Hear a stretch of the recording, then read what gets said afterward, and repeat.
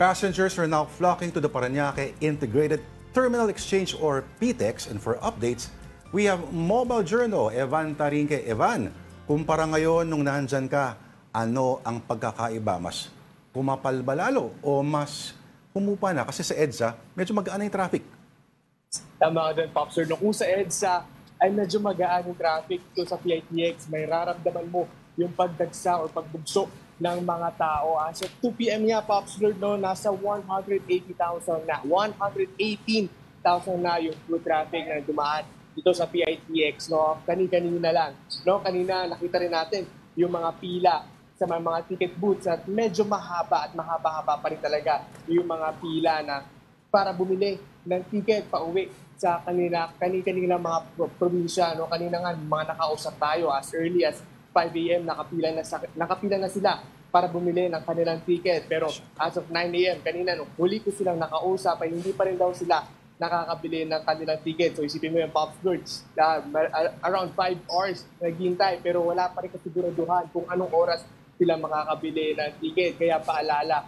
At paalala rin, no, sa iba pang mga pabiyahe ngayong araw, may mga ilang bus na rin papuntang Bicol, ang fully booked na. No? Pero sabi ng pamunuan ng PITX ay pwede pa rin daw mag-walk-in yung mga tao dito sa terminal. No? And nagpaalala rin sila na bawal pa rin po magdala ng mga matutulis na bagay, mga flammable materials at mga baril dahil yung latest na count na nakuha nila is nasa 81 na yung kanilang nakonfiska kahapon.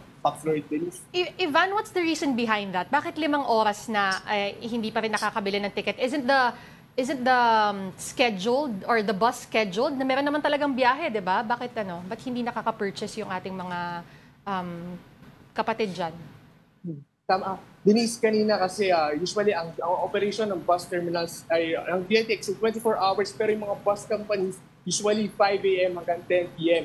yung kanilang operations, no? At yung iba nga, no, punuan na. Yung iba nakapag-advance booking na. So yun yung nangyari sa yung nakausap natin kanina sa ilang pasahero ay hindi sila nakapag-advance booking. At yun nga, priority siyempre yung mga nakapag-advance booking sa website at sa online. No? Kaya yung iba, talagang chance na lang talaga. Yung iba nga, chance, kahit pa chance passenger na lang yung kanilang makuha, basta makauwi daw sila sa kanilang pamilya at probinsya ngayong magpapasko. Denise. Yung mga nag-iintay na yan, majority saan ang biyahe? Ano ba yung mga fully booked na talaga na mga biyahe papunta sa ang lugar? Yes, Denise, no. Kadalasan yung isa talaga sa pinaka-fully booked na biyahe, pabiyahe papuntang Bicol, no. Yun talaga yung kanina nakita natin, may isang part ay nakasarado na yung ticket booths kasi fully booked na yung tickets from December 23 hanggang December 31. So yun talaga yung parting yun, wala na talaga nakakabili. At yun nga, no, may mga naabutan tayo doon kanina nakaupo, no, nagbabaka sakali na maging chance passenger sila at may mga hindi pasaherong sumipot at sila yung makakuha ng pwesto para sa biyahe na yun. Denise. Kunyari lang, gusto namin ni Denise pumunta ng beach, biglang on a whim, sasakay kami. Ano ang pwede naming sakyang bus at hindi issue yung mahal ng pamasahe o mura ng pamasahe? Yes, Pops, kompleto naman yung biyahe dito. Marami yung mga biyahe pwede nga pagdalhan kung saan man. Gusto pumunta ng Subic o sa Olongapo, kung saan man beach yung gusto nyung puntahan. No? Pero reminder lang, no, na tignan na rin yung schedule ng mga bus natin. No? Dahil yun talaga yung isa yung problema. No? Naging fully booked na yung ibang mga bus companies at pagdating lang nila dito malalaman. No, kaya sinasabi, laging paulit na sinasabi na sana ay dapat mag-advance booking na on website, online, no, para hindi na ma-hassle at hindi na nga magantay ng ganong katagal dito sa may terminal. Oo, kaso marami tayong mga lolo't lola na hindi marunong mag-ganyan. Oo nga, tsaka curious ako, Ivan, how advanced can you book the tickets? I mean, if I'm planning to, let's say, go home to a certain province on the 23rd, pwede ba siya na tipong Setyembre pa lang, pinaplano Grabe na? Naman, Setyembre. Hindi, kung alam mo naman diba? Kasi when does it open, kumbaga?